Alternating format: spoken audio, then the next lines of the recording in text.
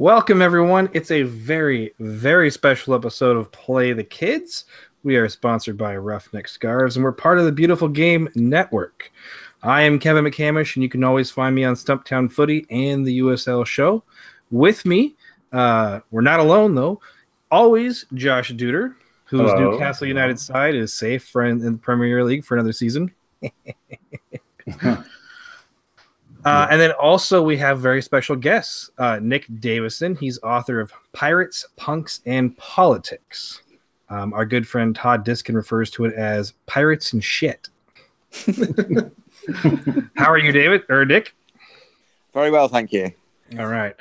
We also have Sean and Samantha, hosts of Fell in Love with a Girl podcast. Tell us where you're calling from.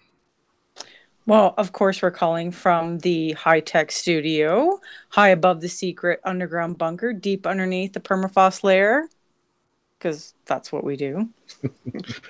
That's literally all I wanted. We can go home now. We're done. Well, that was a quick episode. Best one yet, actually. That aforementioned bunker is located in Calgary, Alberta, Canada, which is in the middle of the Canadian prairies for reasons still unexplained. And for the record, I did it right the first time. Yeah. Unlike Sean, who has to take like 10 takes to do it. I'm just saying. Nice. Yeah, well, this is our whole podcast is like one take, so yeah. I mean, I'll edit stuff out if we need to, but it's gonna sound great no matter what, so don't worry too much. This is our very special FC St. Pauli special episode where if you want to some information for how to get tickets in the away section, like I've said in episodes before, go back to episode 4. Josh has all the information on that episode. The FC St. Pauli versus T2 match is coming up very soon. For all of those of us recording right now, it'll be in 11 days on May 22nd. But for those of you listening, I don't know when I'm going to release this episode, but it'll be less than 11 days. Obviously, it's late Friday night, so it's not going to be going up on a Saturday. So real quick before we get into the special, just one match that I want to very briefly talk about. T2 got a hard-earned draw, 0-0 in St. Louis. The only things worth mentioning, David Guzman, Vitas, and Toiloma all played recovery minutes in that game. Guzman and Vitas playing 45, and Toiloma playing the full 90. Also, T2's shutout versus St. Louis was their 5th shutout in only 9 total games. So that's pretty impressive. They're tied for the most shutouts in the entire league right now, tied with Orange County and Pittsburgh with 5. So very impressive from T2. It's a very solid 4-win, 3-loss, 2-draw start so far. And then tomorrow, this will probably again be in the past, so it will have already happened. But T2 travel to Tacoma playing S2. And hopefully T2 should feel confident getting a result. We'll see how that goes. But that's all it for T2. The rest of this episode, we are pretty much just going to talk FC St. Pauli, supporter culture, and all things basically club and culture. So I got nothing to really start with. Although I do have one question that actually has been asked to me twice today when I mentioned this to Sean and Samantha. Where does your podcast name Fell in Love with a Girl come from? Okay, so I had started watching St. Pauli a few... there was a bit of a lead time before I decided to ambush Samantha with forcing a podcast on her. So the night before, I ambushed her with said iPad and kind of dropped it in front of her with GarageBand, which incidentally is like the worst app to possibly try and record a podcast with. Before that, the night before, we had watched This May Get Loud, the documentary with The Edge and Jack White and that dude. Jimmy Page. Jimmy Page, thank you. And that one guy. and they played, or Jack White played "Fell in Love with a Girl," which is probably their most punk track. But it was kind of a culmination of a bit of a personal journey. Starting this podcast, falling in love with a new club, and doing it with the love of my life, Samantha. So yeah, it all kind of stuck, and it was kind of nice that it wasn't what you'd expect from a football podcast name. It was something a little different, and it just kind of stuck. So it has led to some very long Twitter handles and email I was addresses. about to say it's the worst email address ever. You think you would have had the foresight to shorten that sucker, but no. Our show email address, you have to stop in the middle, take a little bit of a nap and a breather, and then finish off typing the rest of the email address. So in hindsight, we probably would have gone with something different, but it's just stuck now. We watch St. Pauli Tefau on a PlayStation for whatever reason, because we can see it on the big screen. And that sucker does not remember the full address, and we have to type that thing every single week. And I swear at it every single week. That's funny. Yeah. Well, that's awesome. It's good to have a name with some meaning and stuff. I think our Play the Kids just kind of came on a napkin in a bar, so there's not much behind that. Hey, we're going to be talking about. Didn't the Timbers Army scarf start that way? So I mean, good things come from bar napkins. That's true. That's very true. So let's open it up. Let's talk clubs, culture, and have a fantastic discussion about FC St. Pauli and the Portland Timbers. Yeah, I think an important thing to get to the bottom of is where this started. For me, it was Nick Davidson's book. I had heard of this team, St. Pauli, but I didn't know much about it. And you could look high and you could look low, but there's not much in the English language that covers the team. So, I went and I found this book. And if Nick would be so kind as to maybe tell his origin story of how he fell out of love with football, but found that love again. Yeah, absolutely. And I think it's a story that's common to probably most of us. International fans who've kind of found our way to the Millerntor. Yeah, I was a Watford fan, so thank you, Newcastle United, for ensuring our safety last weekend as well. Although only just. And yeah, I grew up in the 80s watching football, going with my dad, as was often the case back then, and did it for around about 20 years. And then obviously the advent of the Premier League, Watford fell out of the Premier League, got back into it, struggled, got relegated again, and the amount of money in football and just losing all of that, that passion, all seater stadiums, always really important in this context to mention the Hillsborough disaster as well, which, kind of really shaped me politically, I guess. That was my political awakening. In the United Kingdom, I guess we had the miners' strike in 1984, which politicised a lot of people in the generation slightly below me. But for me, it was Hillsborough, and seeing both the police and the government and the media's response to what was a tragedy that wasn't caused by the fans, and it's taken a long time to prove that. So that was my political awakening. And then I kind of went into a little bit of a lull with football, tried a few other things, and found in 442 magazine an article about St. Pauli, and thought, this looks great. Took me a while to get there. And during that journey of getting there, you read around and you realize that what's been written is mainly just a cliche, and it never scratch. We only ever scratch the surface when we say the same things about the Reaper Barn and how the terraces are full of punks and pirates and prostitutes, which was the original title for the book, before Todd changed it. And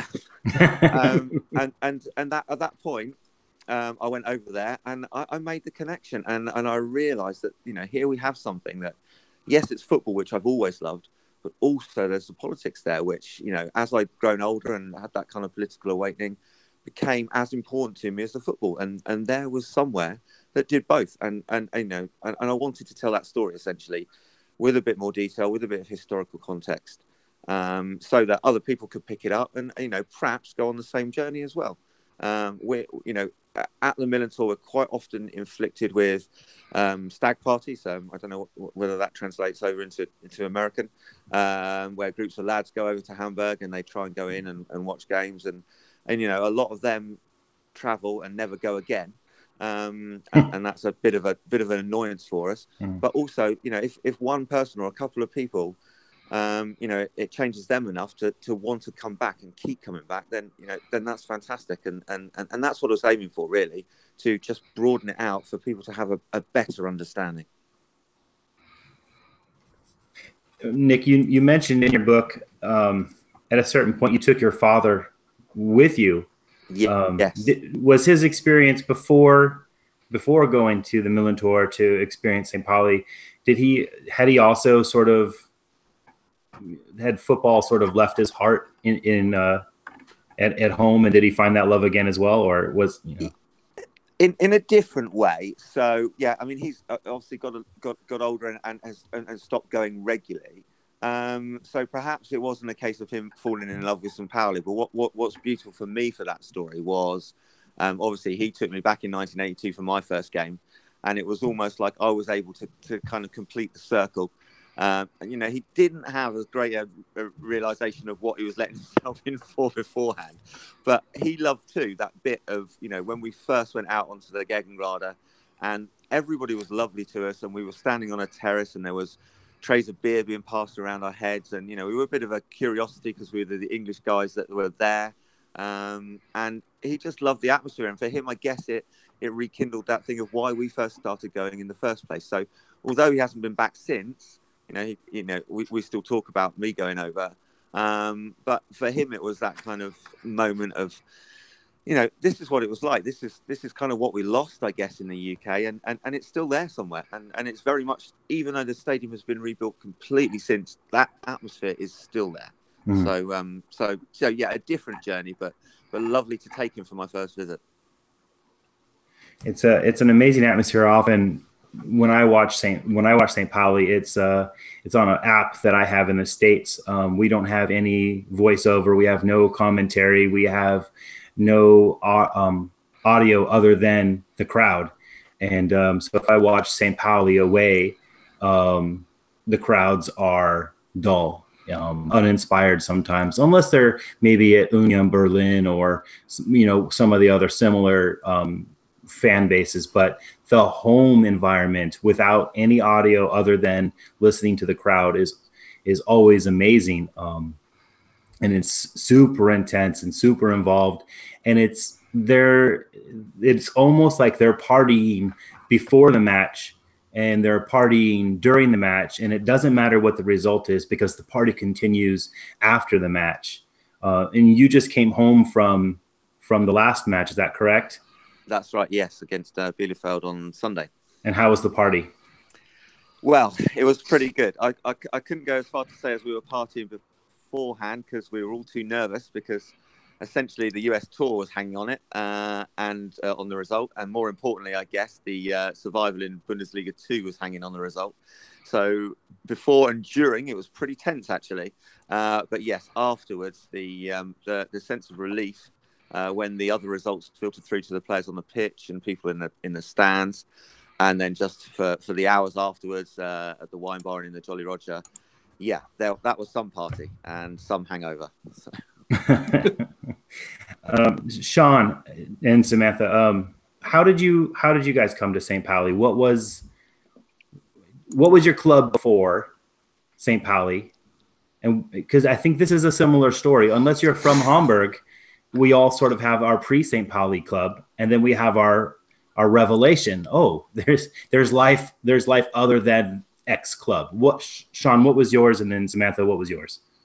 Well, first of all, like to address Nick and Pirates, Punks, and Politics.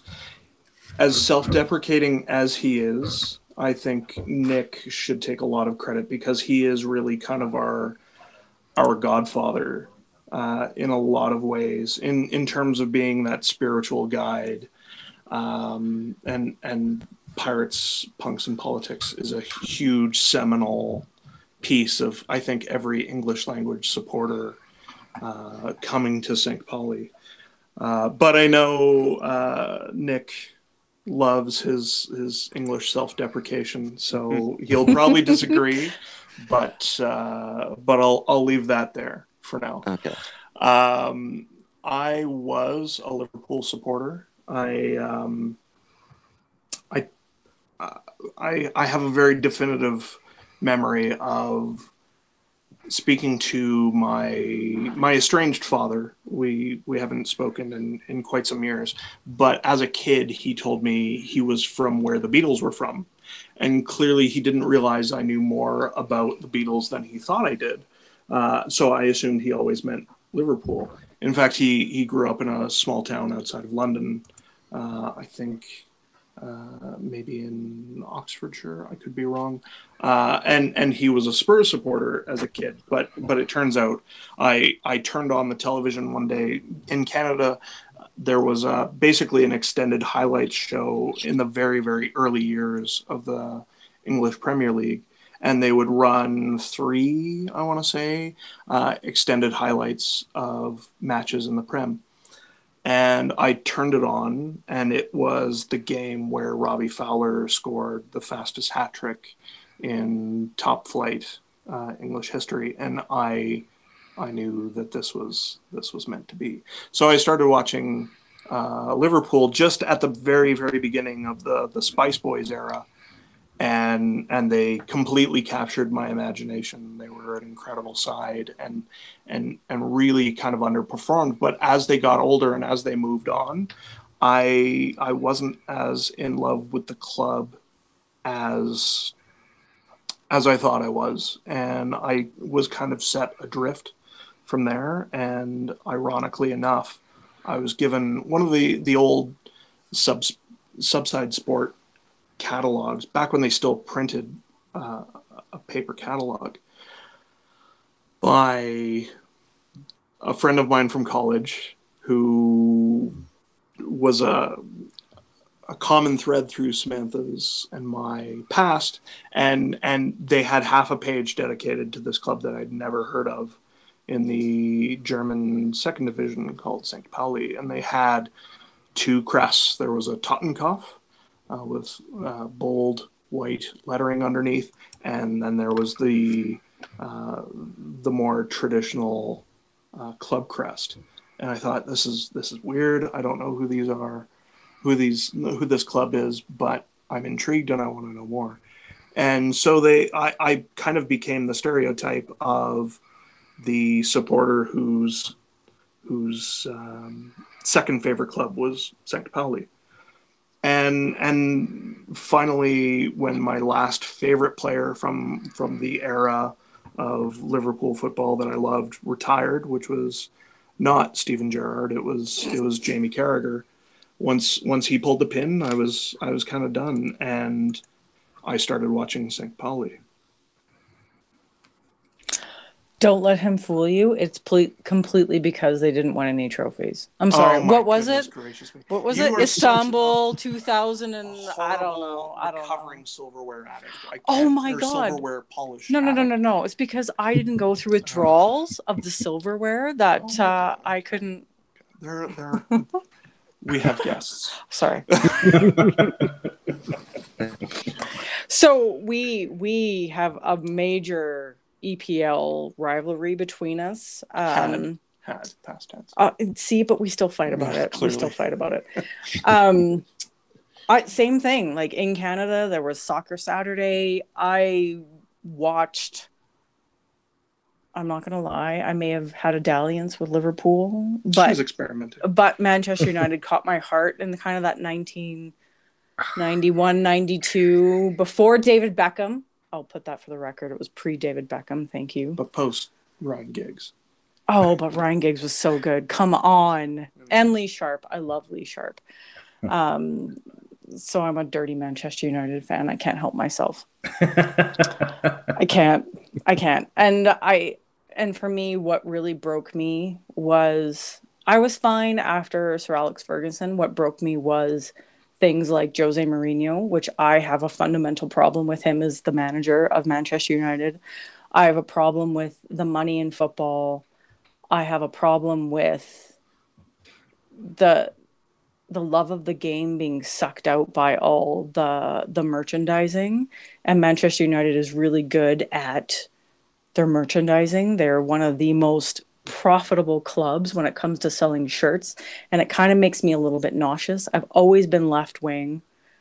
My dad accuses me of going to one of the most right-wing universities in Canada and still coming out as a commie pinko. That's what he calls me as a nickname. I'm very much left-wing, and I think that's how Sean got me into this gateway drug of St. Pauli, because he's like, oh, here's a skull and crossbones. You like skull and crossbones?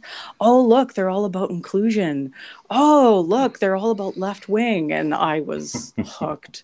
It's like a bad drug, because to find something that actually marries a passion of football, which I love the game, and to marry that with my love of left-wing politics and being anti-business and all about being inclusive regardless of gender or your sexual orientation or anything like that, race, doesn't matter where you come from. That was such a perfect pairing for me, and it just sucked me in. Yeah, I mean, me as well. For me, a Newcastle supporter, I think my interest in Newcastle grew slowly, and I was never so passionate about it that passion has been broken. I don't know if that makes sense. I had an uncle that brought back a T-shirt to me when I was a little boy, but where I grew up, we didn't get to watch Newcastle United on television. So it was sort of like, it wasn't until I was in high school playing soccer that I said, oh yeah. And then I have this shirt. I guess I'm a Newcastle supporter, because I didn't know any other teams. We had in the Bay Area, we had baseball and football and basketball. And we had all the American sports. So, and then British football wasn't on television insofar as I could find. And for me to get the Newcastle scores, I had to look in the San Francisco Chronicle and try to find the scores on the very back page of the sports section once a week. So I didn't know what the scores, the results were until, a week after the last one had happened. And it wasn't until, I had played soccer my whole life, and I moved to Portland and I fell in love with the Timbers. And so when, in a roundabout way, I was introduced to the idea of St. Pauli, already being a liberal, and already living in a progressive town and already supporting a very left-leaning, soccer club with a very left-leaning soccer base. It almost just seemed like a natural addition to my kind of pantheon of clubs that I follow. So for me, like, oh yeah, and St. Pauli. I adore St. Pauli. And it's just this perfect addition to how I already am. But the problem with St. Pauli when I was first introduced to it was more. Where's more? You can look up the Copa 90 video, you can look up on YouTube, and you get the same thing over and over and over. And I needed something. And I found actually your podcast, and I had looked for a podcast, didn't find anything. And then all of a sudden there's this Philowag podcast. And I hadn't subscribed to it. So I had to look it up every time. And it was really hard to find because I had to type in the whole name, try to remember what it was. With no spaces. With no spaces. So I fucked it up every time. But eventually I decided to subscribe to it, listened, and someone said, if you're into St. Pauli, you should read this book as well. So I did, and I read Nick's book, and I kind of feel like we're going to come back to this book here, but the idea is, how did we all come to the club? And then what role did this book play for us in sort of filling in the blanks, the history, the culture, the reason that leftist culture exists. There's parts of that you're just not going to get from those articles. Sure, the location of the club, but like, what were some of the, seminal events that changed this club from what Nick says is, one of the chapters is titled, just another football club. So, for the first 60 years of their existence, they're just another football club. And then, but Nick, what inspired you to write this book? And then can you tell us a little bit about what happened that changed the culture of St. Pauli from just another club to the cult football club that they now exist as?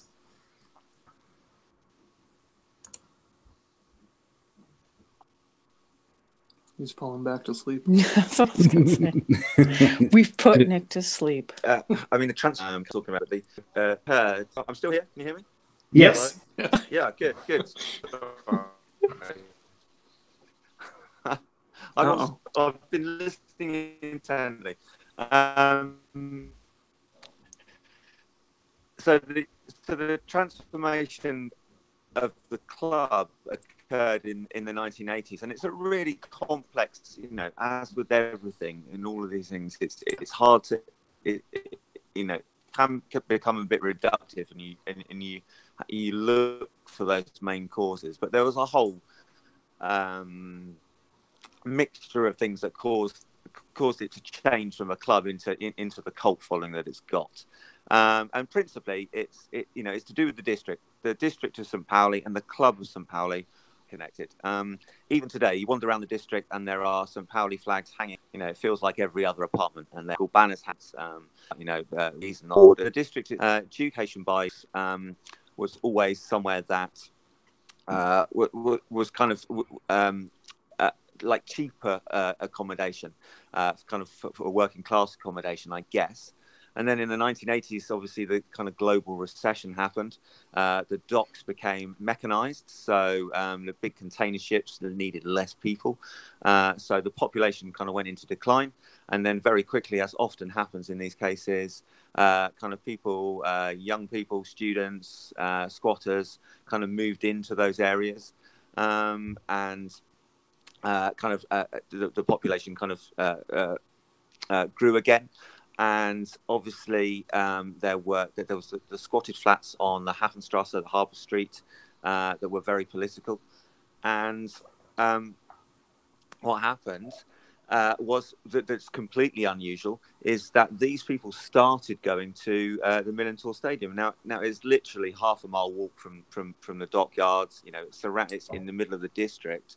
But the really unusual thing is a group of left-leaning anarchist punks started to assemble on the Gegengrade Terrace and grew and grew and grew. And the club's attendances prior to that had been up and down. When they played big teams, they might get as many as 14,000, 15,000, but most of the time there were probably 2,000 or 3,000 people there. So there was room for the support base to grow. That support base, continued to grow. The word continued to spread, and before you knew it, in the space of about 5 years, you did have average attendances of, around about 15,000 people, going up from there. And these were highly political young people, very much into politics. And then one final important thing to remember is, or to consider is, kind of towards the end of the 80s, around, I can't remember now, 1989, something like that, the club had ambitious plans to turn the Millerntor into a sports dome. A all-seater roofed venue that was going to hold concerts, that was going to do all sorts of things. And actually what that brought together again was the people in the district and the fans of the club who were opposed to this. They thought it would change the neighbourhood completely. There were marches through the streets that brought non-football people together with football people, and eventually that proposal was defeated. And that again further kind of solidified that relationship between people in the district who maybe weren't into football but were into politics, and people in the district who loved both.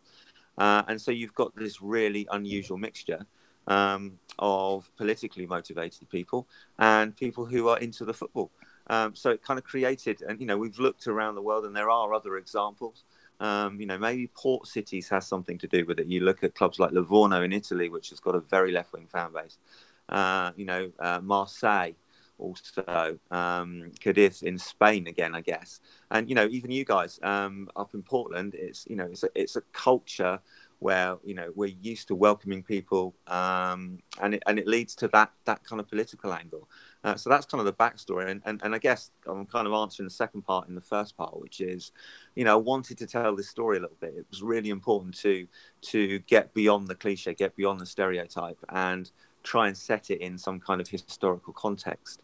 And, very lucky to be, Sean, I'm going to do the self-depreciating bit here, Sean, but, I got lucky because I was the first person to do that in English. There are lots of great books in German, but nobody had done it in English. And German, as we know, is a difficult enough language to get your head around, even to say the names of the players.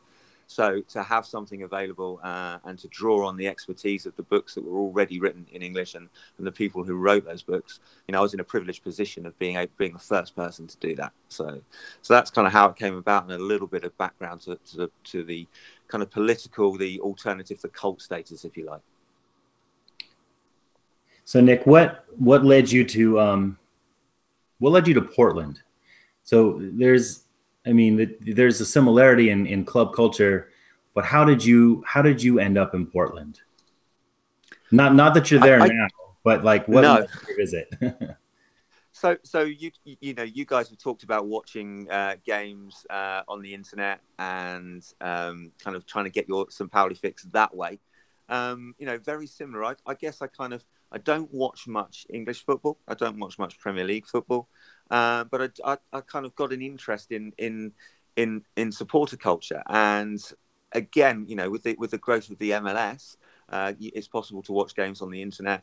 And I can't remember how I first became aware of Portland, but obviously that the underlying fan culture was really important there. And it's nice to watch, and like you say, almost watch the crowd as much as you watch what's going on the pitch. And if you're a St. Pauli fan, you'll realise that that's probably a much better solution, because sometimes what's going on the pitch isn't so great. But I was aware of the fact that Portland had a strong fan culture. I tuned in, I watched a few games, and then normally on quite late at night, if I was doing some work, I'd watch it in the background. And then again, you begin to read around and you see that the fans have something in common. In terms of their progressive politics, you see the rainbow flags in the crowd. You see the I want to say choreo, but I have to say tifo that's put on by the Timbers fans, and you think there's something in common here, and I love that. And I'd much rather now, at this stage in my life, choose my teams based on their supporter culture and on their political connections to the football. Although let's be fair here, the Timbers have won stuff which is more than St. Pauli have ever managed. So that was how I came to kind of see that parallel, and then through the wonders of Twitter, kind of start following a few people, and Todd Diskin reached out and got in touch with through Booked 107. And I was over in America doing a talk in Los Angeles, and I hadn't quite appreciated the distance, but I thought West Coast of America, I can simply hop up the coast and meet Todd, and we'll do a chat there. So last summer I was very fortunate enough to come over, meet him, meet you guys, meet Sean as well, who'd flown in for that, and go to a game as well, which I think is really important. And you just see the similarities, and you see the similarities in the types of people that are watching and what they believe in, and it seems like a good fit. Sean, so Nick mentioned we all sort of met each other last summer at a Timbers match. We enjoyed the Timbers match together, but you and I think we were both there to meet Nick. It was a heck of an opportunity. But were you guys aware, you and Samantha, you and Sean, were you aware of the Timbers? And maybe not just aware, but were you conscious of their fan base, or were they just another team that was kind of down in the MLS? Sorry, we generally abstain from the MLS here. Sorry. No. Granted, the first kind of MLS match I ever watched was in Edmonton. It was a Vancouver Whitecaps game versus LA Galaxy when Beckham was still playing, and it killed me because for the 5 minutes that Beckham played for LA Galaxy. What? He walked a lot. Like a lot. And that was also kind of what sealed it for me with a lot of modern football was when we were waiting outside the stadium, it was LA Galaxy starring David Beckham. I'm like, starring? Like, this isn't a movie. Shut up. And you have me, thank you, Joshua, for making Sean go to that game and that weekend, because he initially didn't want to go. We had just gotten back from New York. He's like, oh, I couldn't possibly go. And I'm like, if you don't go and meet Nick Davidson, you will kick yourself for the rest of your life. Mm-hmm. Yeah, I mean, honestly, because this is the 25th anniversary year for MLS, isn't it? Kevin? Well, I'm trying to remember. Somewhere around there. 96, 2016, maybe 22 years in 2018. 22, okay, my apologies. Yeah. 96 we started. when MLS was launched, let's be honest, it was not the highest quality football. I think we can all agree, and not the purest strain of football either, with the running, God, no. penalty kick shootouts and the horrendous shirts and the gridiron markings on the field. Let's give credit where credit is due. I used to be a supporter who would turn his nose up at the MLS as a vastly inferior product. And I think it's really grown and matured over the last 22 years and really come into its own. I mean, there's still problems like why there are no Spanish Kings in Salt Lake. Why are you calling Real Salt Lake Real Salt Lake? That makes no sense. But but the Timbers have been around as long as I have. I'm going to go ahead and date myself. I was born in 1975, and the Timbers came into being in the same year. And they have had a very long and very interesting and somewhat tumultuous journey, as all North American football has. And the people who have stuck through that 42-year journey make the Timbers and the clubs of similar vintages very special things. And the Timbers have really kind of fought through a lot of adversity and built this amazing club culture on top of it. And I didn't really fully appreciate the depth of that culture until I came to Portland to mostly meet Nick. Josh, don't undercut yourself. It was fantastic meeting you too, and we are a football family now. Yes. But when Nick walked into the Fan Laden and said, "I know that counter," I knew there was something very cool and very interesting and interconnected with our football stories. Yeah. I know. Again, I mean, I was just offering you a ride to pick you up from the airport, and it just turned into, as soon as we kind of hit the road, we're like, okay, hey, we can talk. Mostly I can talk, and you can listen pretty well. So anyone that knows me knows I can talk. And so then we went the wrong way. We headed towards Mount Hood, and I realized we were like, that mountain's getting bigger. We better turn around and go downtown. And so we finally got down there, and Nick, we found our way, found our parking, got into the Fan Laden, and I've been there a couple of times, and Sean hadn't been there before. Of course, Todd was in there waiting, we ran into a couple of people that take its existence for granted or aren't familiar with it. But then when Nick walks in and says, as you say, hey, that looks familiar, all of this actually looks really exactly familiar.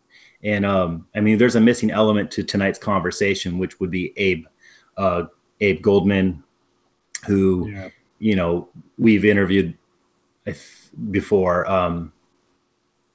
His story is not dissimilar, and I'll try to spin it as quickly as possible. But his trip out to Hamburg and his meeting people that were familiar with Portland, and then taking that culture, the St. Pauli culture, back to Portland and injecting into a budding Timbers supporters group and helping name it the Timbers Army, and helping build the Fan Laden from the foundation up and design everything in sort of the spirit of St. Paulians and the supporter culture that you would find in that district.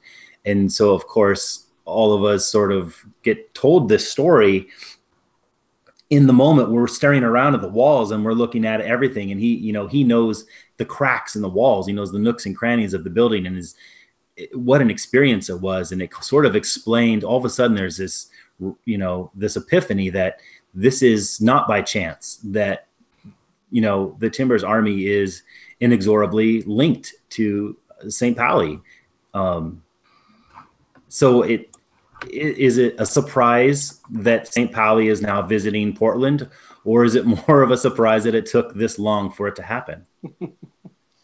Absolutely. And also, I mean, going to Abe, like, and I'll mention this towards the end, but he wrote a little blurb on the Timbers Army website, going into a lot of detail in his time, how he came to fall in love with FC St. Pauli and how that influenced in the early days of the Timbers Army, just kind of how it developed, our unified supporter group, our supporter culture. And even going in so far as back in, I think, 2009, if I remember right, where, I believe Abe and other supporters had helped get together with Chivas USA, rest in peace, Philly, Vancouver. I know Seattle was part of it. And they created the Independent Supporters Council, which we have in the United States now, which is huge, kind of helping, supporters groups, have a voice, and all of that is from, comes from his time in St. Pauli. The influence is there.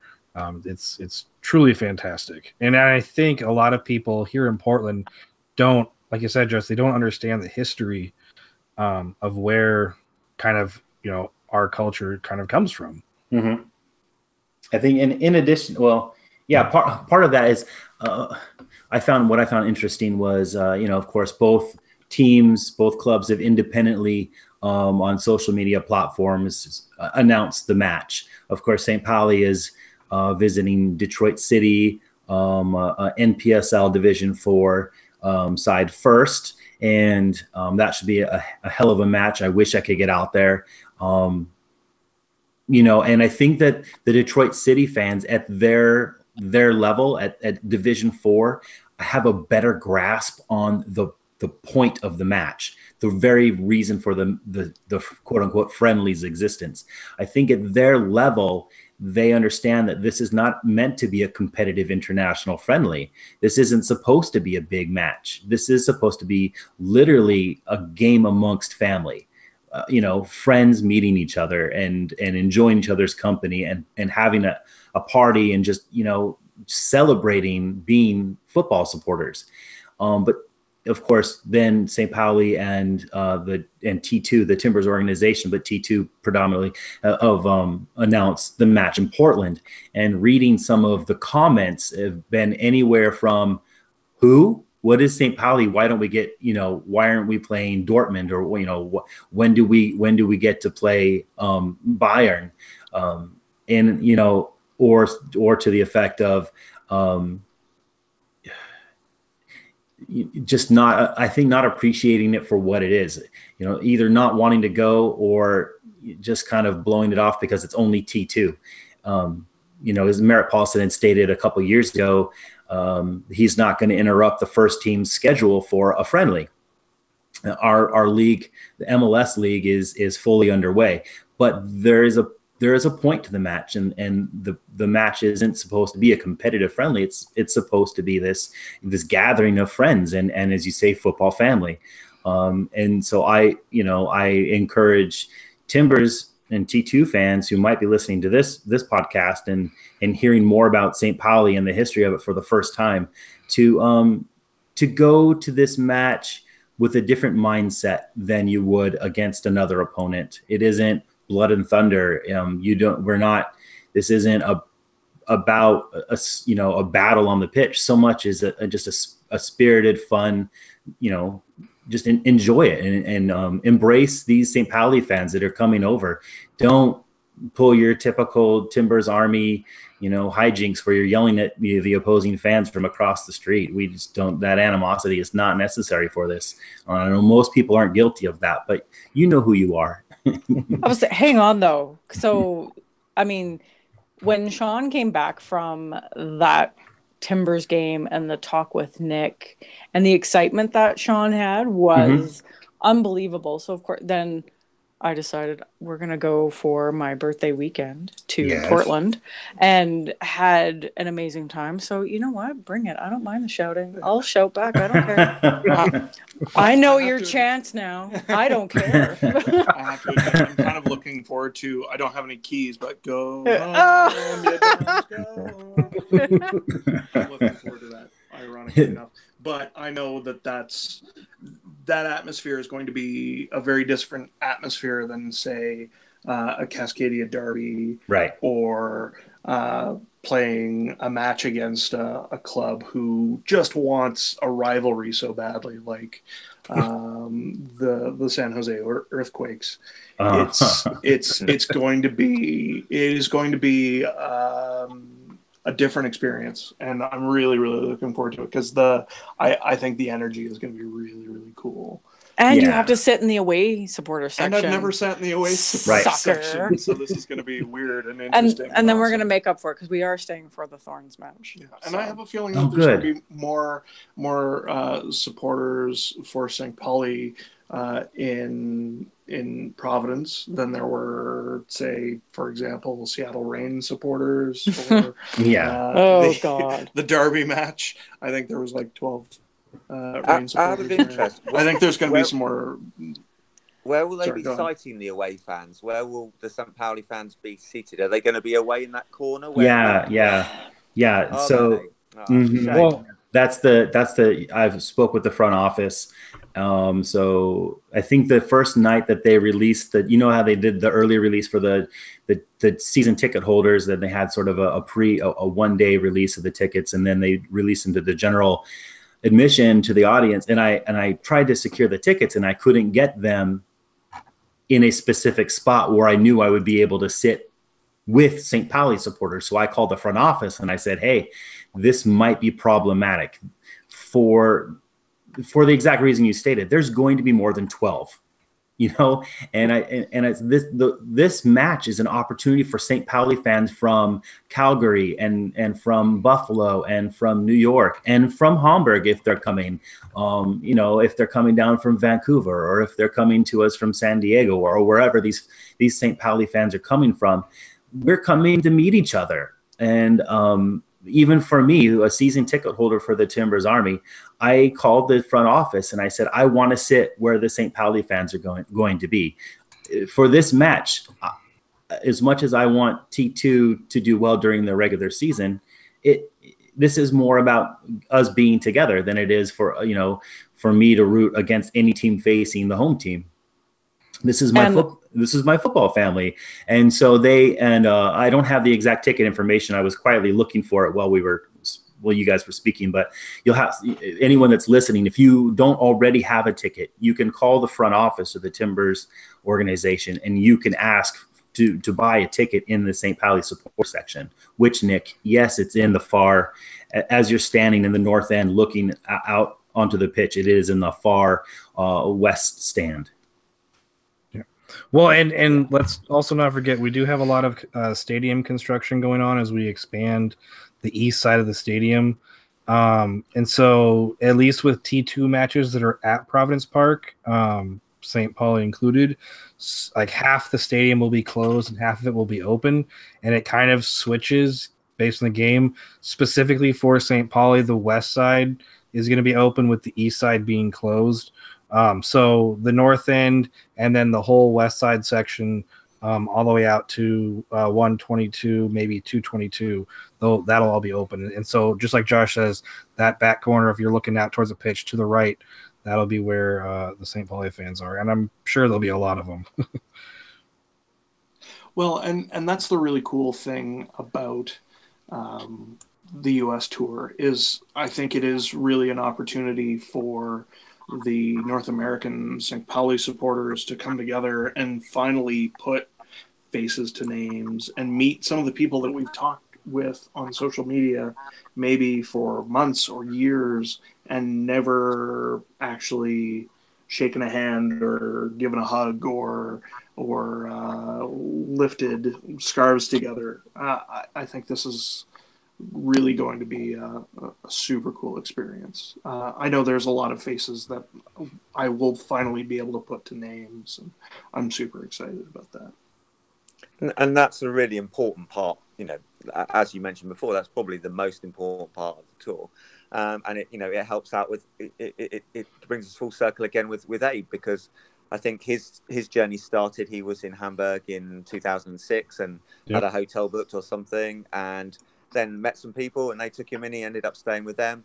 and kind of became friends. And if you think even how, us guys met together, really, meeting in Portland with Todd, and, suddenly, like you say, you've got that extended football family, and it gives us that chance on a one-to-one level, most importantly, to build those relationships, and I'm sure friendships will come out of this game.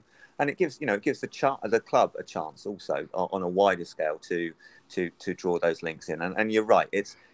For St. Pauli at the end of a long, hard Bundesliga season, it's not going to be a blood and thunder competitive match, but it is that opportunity to build those relationships. And I think that's really, really important. That's why I asked the question about the fan location. It'd be wonderful if they could be closer together. Let's bounce the atmosphere back off people. And do it in a friendly way rather than have them kind of tucked away in a corner. So, maybe there's scope for that. We shall see. Yeah, I mean, maybe we'll do it on our own. Yeah, that's kind of what I was thinking. There might be that opportunity once we're all, you're all up in that corner to think, actually, we'd be perfectly fine, and we're not going to upset anybody if we move a few blocks closer, and we can really get something going between the two sets of fans in a positive way. Absolutely. That leads. We don't cross the line into the north end, and then we'll be unceremoniously ejected. Wrong. You're wearing the wrong kit. You got the wrong colors on. Get out of here. The wrong flags with the wrong poles. Whoa. So that brings me to a couple of questions. Sorry, I was just going to say, this is the scourge of modern football. Could come into its own here. The half and half scarf. Oh God, no! But have you seen the Detroit half and half? Like, no. I've never been excited. I couldn't agree more with Nick. Half and half scarves are awful. High here, because this could be the gateway between the two clubs. Oh, I know. We are. I have principles. I can't. You can't do it. We'll wear hole and hole. I'll have one whole brown scarf. And I'll leave my whole green scarf at home. Two scarves.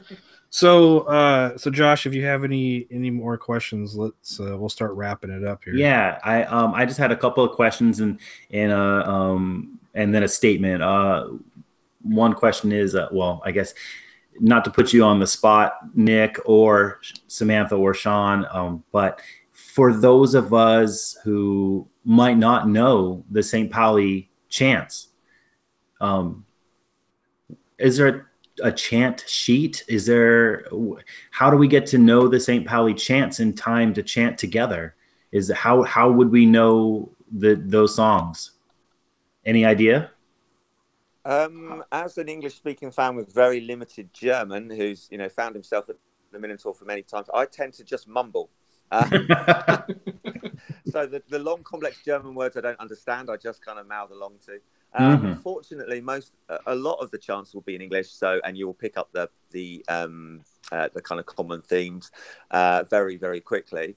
I'll have a look, actually, see if there's any kind of printed reference to chants anywhere. I'm sure we could put something together before next week. It'd be so useful.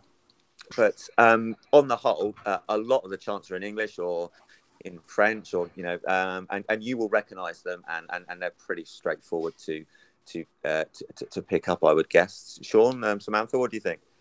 Yeah, absolutely. I think that's something that could be thrown together in a hurry. But it does help that St. Pauli was the first German club to start singing and chanting in English, so it's actually quite accessible. And even though we watch a German feed provided by the club, where all the commentary is in German, and I speak almost no German, Samantha speaks some German, we can almost always understand the songs because a lot of them are in English, and there is a through line of songs. Some of them are familiar, some of them you just pick up quickly, which is just the nature of football songs. See, and I was gonna just lead with and give us the out by saying we're just too anarchists to have song sheets, unlike the Timbers.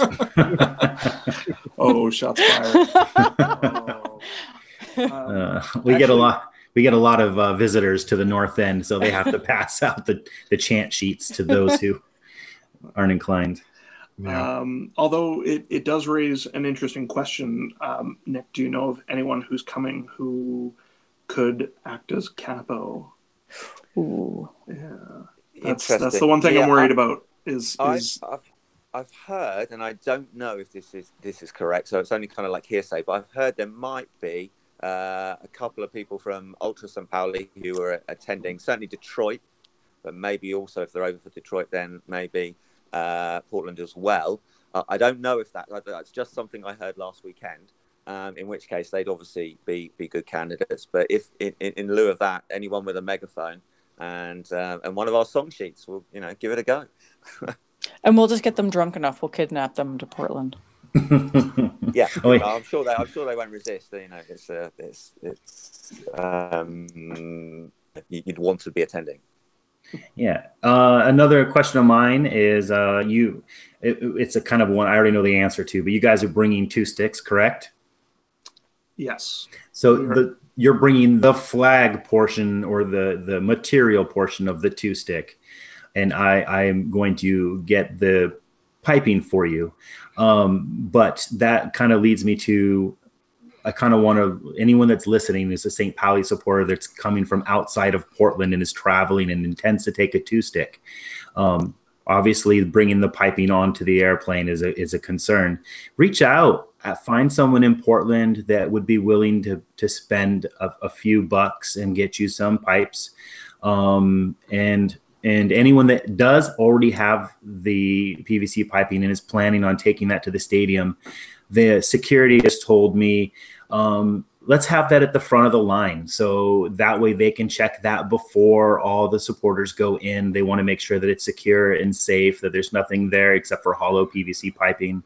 So don't put piping caps on the ends of the tubes.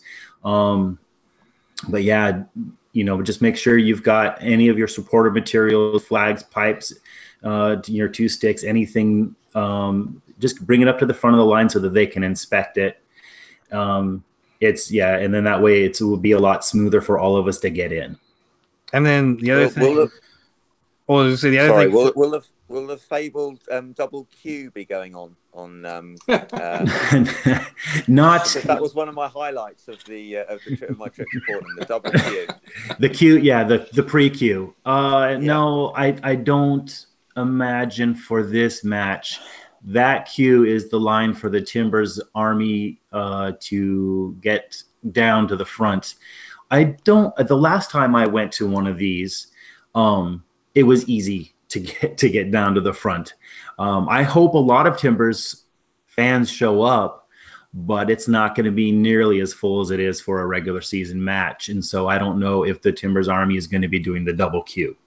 Do you have any idea of the attendance or the potential attendance of the game? I don't. So far? I don't. I can probably inquire and find out. And off the top of my head, guess I would say maybe it's completely rough and just pulling a number out of my ass. Guess maybe 2,000. As far as the available seats, like I said earlier, the east side section is going to be closed. It'll just be the north and west sections. And if it's only the 100 level, if they tarp off the 200 level, you're looking at maybe 10,000 seats tops. If they keep the 200 level open and sell enough tickets, you could go up to 15, 16. But on a Tuesday night in Portland, international friendly T2, we love our soccer, but I don't know if we love our soccer 15,000 people wise.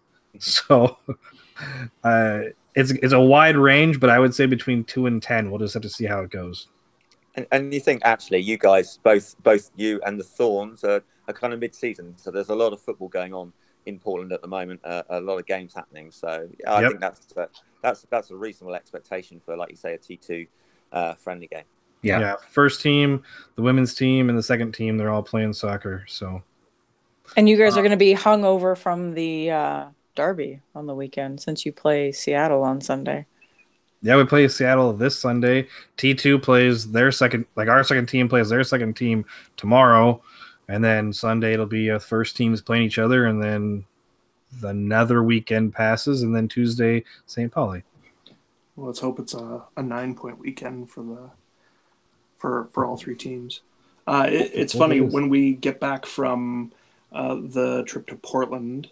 The Timbers U23s are playing Calgary Foothills, and because we've fallen so far in love with the Timbers and the 107ist, we will probably be flying some Timbers colors in our hometown. I had to stop Sean from buying a pickle barrel the other day because he wants to beat tunes. I'm like, you don't even know the drum beat, Sean. So if there's any random Timbers supporters in Calgary, come join us and annoy people, because that's what we do. You guys we're assholes. I'll give you a shout out on Twitter later. Coach Aaron, and it's on a first name basis with the Timbers under 23s. I cover them on our regular podcast shows. I'll let him know you're coming, and I bet I can get you in for free. Because we're on the list. I don't know if we can afford $10. Is it $10, $15 Canadian, which is like what, $5 American? Yeah, that's right. That's how I roll. It's good times. So for any St. Pauli supporters out there coming to Portland, like Josh was saying, I wanted to mention, if you do need assistance having to do anything with Portland, anything with Timbers, anything with Providence Park, a good hashtag to use Twitter, hashtag RCTID. That'll get the attention of basically the whole Timbers Army fan base. And there's tons of super nice, super helpful people out there that they would be able to help you with 2 sticks, directions, maybe even some couches to crash on, literally anything. Like St. Pauli, we have a very open and supporting culture here as well. So yeah, and I wanted to make a mention, Kev. The Van Laden has actually put out an assistance. So if there's any visiting St. Pauli supporters who don't currently have a place to stay, I think the Van Laden has some couches that have been volunteered in homes around Portland, and you are just reach out and contact Todd Diskin or Sheba or somebody involved with the Van Laden, and I think that they might be able to find a couch for onesies and twosies. And there's also a post-match event at Abe's Cidery. It's on the east side. It's called Cider Riot. And I'll be a sober driver that evening. I'll probably take over 1 or 2 groups before I decide to stay and have a cider myself. So I was about to say, Josh, like, come on, really? You're going to be the sober one? For 1 or 2 trips across the river. And then if you save me a seat, I will have a drink with you. Yeah, buddy, there's always going to be a seat saved for you. Don't worry. 2 other very good resources for if anybody needs any information in Portland, both myself and Josh, if we don't know the answer, we can find it for you. So we'll get you. We could, if we're not the right people, we'll get you in touch with the right people. So go ahead and reach out to us. I think that about covers this very special episode, right, Josh? As much as I'd like to talk all night to my good friends, you can't. You can keep going. Just let me stop the recording, and then you can keep on going. And I got to go to bed. I got to take my kids to swimming in the morning. So. Oh yeah, that happens. I got a PDX FC match tomorrow, our season opener versus Kitsap Pumas. So I'll be there as well. Yes, I'm actually sir. not going to be watching T2. I'll be there at PDX FC to support you. So that is true friendship. Absolutely, my friend. So where you can find us online, myself and Josh, I am at KMcCamishPDX. You can also find us at PTK Podcast. Josh is, always associated with PDXFC. I'm at Stumptown Footy, also at the USL show. You can find us at playthekids.com. And Sean and Samantha, let's start with you. Where can people find you online? Oh God, you deal with it. Just spell it out. On Twitter, if you just look for With a Girl Pod, we should pop up.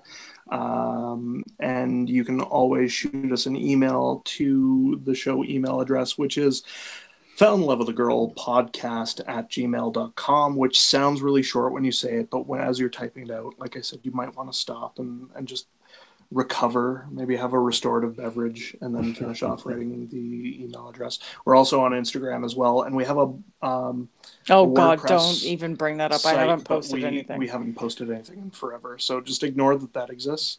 And our latest episode is always posted to the top of our Twitter feed. So yeah, that's us. I don't feel so bad that our Gmail account is Play the Kids Podcast. I thought that was long. And you got nothing, buddy. Sorry. We've seen things, man. Syllables, man, syllables. So, Nick, where can people find you online? Okay, I guess a little bit straightforward, and more straightforward. On Twitter, I am outside_left. The same address on Instagram. And there's also an outside left blogger page, so you could probably search that out. And then the book itself, Pirates, Punks and Politics, if you do a search on that, that should bring up either where you can get the book from, or underneath that a little kind of blog post connected to that, which has got a few updates stories on kind of adventures. The book came out, so yeah, get in contact. And I think we have some copies of your book in the Book 107ist library, right? Yeah, that's correct. Definitely sent some over. There should be some in the library, and yeah, pop in and a great. I mean, that was another fabulous thing about turning up to the Fan Laden and seeing that. You know, that what is the largest library of football books in North America, allegedly. That we know of. Fantastic. What a resource. You know, fantastic. Absolutely. I personally want to thank all three of you for joining us. It's been an absolute blast. The other things that we do, just real quick, my BGN.FM shout out of the episode. I want to mention Football Foundry, because BGN.FM is not just USL podcasts. Those guys talk just about everything English soccer, and are pretty much a huge must add to your regular podcast intake. Lastly, got to thank our sponsor, Roughneck Scarves, the official scarf supplier of MLS, USL, and US Soccer. Get custom scarves for your group or team at roughneckscarves.com. And always thanks to the Beautiful Game Network for everything they do for us. You can find us, playthekids.com. Doesn't get much easier than that. Don't forget to subscribe. And that would be it for me. Again, appreciate you guys joining. Josh? Auf Wiedersehen.